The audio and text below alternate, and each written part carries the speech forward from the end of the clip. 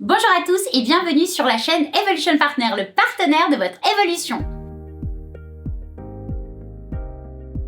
Bienvenue dans ce mois d'octobre complètement fou, spécial, tendance de mode, automne-hiver 2021-2022. Aujourd'hui, le couturier star, c'est Jacquemus. Simon Porte Jacquemus, né le 16 février 1990 à Salon de Provence, est un styliste français fondateur de l'entreprise de la marque Jacquemus. Il a à peine 20 ans lorsqu'il crée sa marque Jacquemus en 2009. La recherche d'une certaine simplicité est une des caractéristiques des créations de Jacquemus.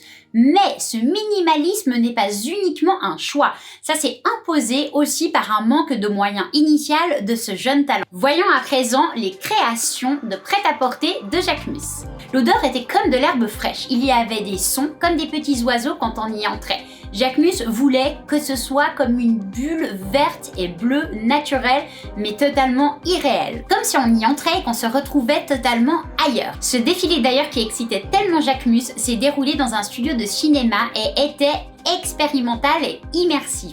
À bien des égards, les gens étaient si heureux, s'arrêtant pour trouver les mots de ce qu'ils ressentaient, c'était comme une délivrance, dit-il. Tous les gazillons de suiveurs de la marque Jacquemus ainsi que ses amis top modèles et influenceurs ont collectivement eu tellement envie de retour du défilé. Ils voulaient conjurer une intensité hyper colorée, hyper proportionnée, hyper émotionnelle. Le créateur a déclaré: pour moi, le défilé ne peut être remplacé par aucune bonne vidéo.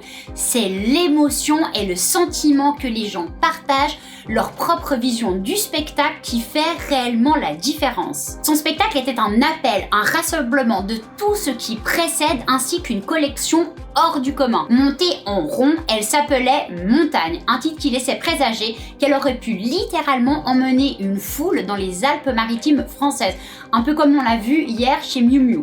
Ou tout autre spectacle en plein air comme le défilé provençal équipe dans les champs de lavande qu'il a organisé en 2019. Mais non, rien de tout cela, s'est exclamé Jacquemus. C'est exactement pour cela que je ne voulais pas faire dans un lieu banal ou quoi que ce soit. Je pense que beaucoup de gens font des shows fous à l'extérieur et je ne voulais pas faire la course des endroits les plus fous de la planète parce que je voulais surtout me concentrer sur les vêtements et sur le design et ne pas répéter comme une formule parfaite. En d'autres termes, Jacquemus est encore assez jeune pour vouloir être anticonformiste, pour être la personne qui ne se laisse jamais prendre par une tendance ou même par un stéréotype. Il a passé beaucoup de temps avec son équipe pour réfléchir à la manière dont cela pourrait se concrétiser. Gently and Tinily a été la réponse. On pourrait traduire ça par gentiment et petit à petit. Un jeu surréaliste de sur- et de sous-proportion de vêtements. La collection a vraiment commencé avec la frustration du corona, déclara Jacquemus. Nous avions l'option, vous savez, de nous répéter, de faire une veste parfaite et une robe en lin fin, etc. C'est bien, c'est beau, mais nous étions super frustrés. Alors nous avons voulu explorer davantage.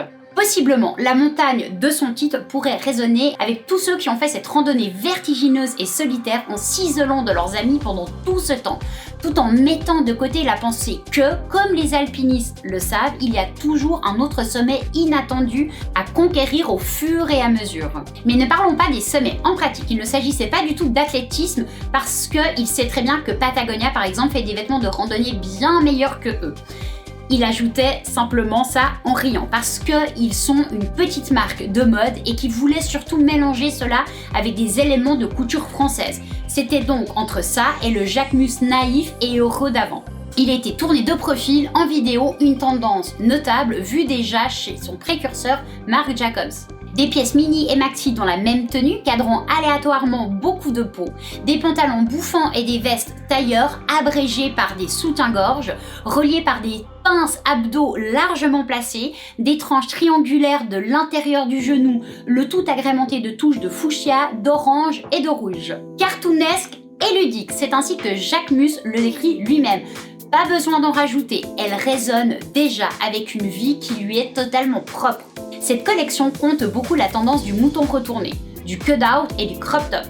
D'ailleurs, pour connaître toutes les tendances de mode de notre automne-hiver, je vous invite à aller voir ma vidéo hyper complète où je vous présente tous mes moods en détail avec plein de références, plein d'inspirations et surtout des tonnes de photographies de tous nos défilés préférés que je vous mets juste là.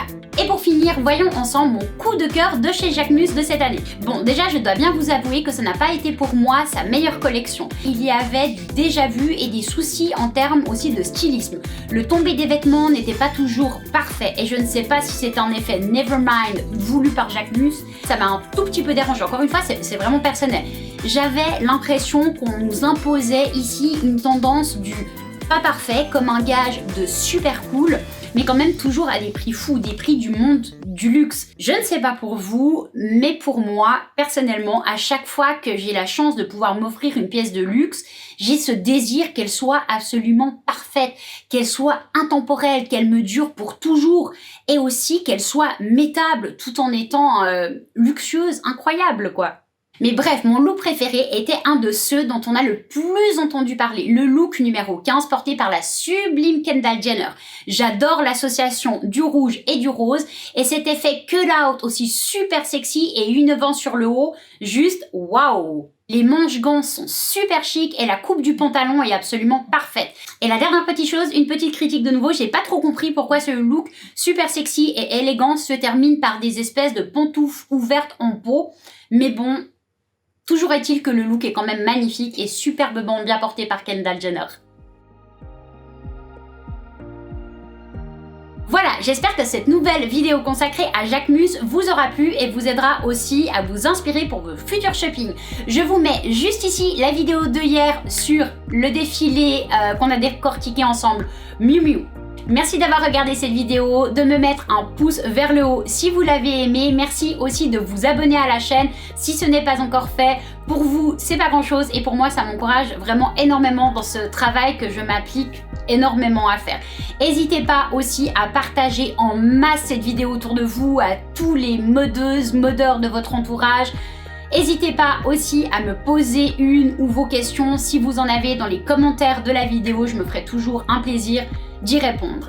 Il est maintenant temps pour moi de vous dire à demain avec la découverte d'un nouveau couturier et de l'analyse de son défilé. En attendant, prenez soin de vous, je ne le dirai jamais assez, mais vous êtes précieux. Cœur sur vous et vos proches, bye, à demain.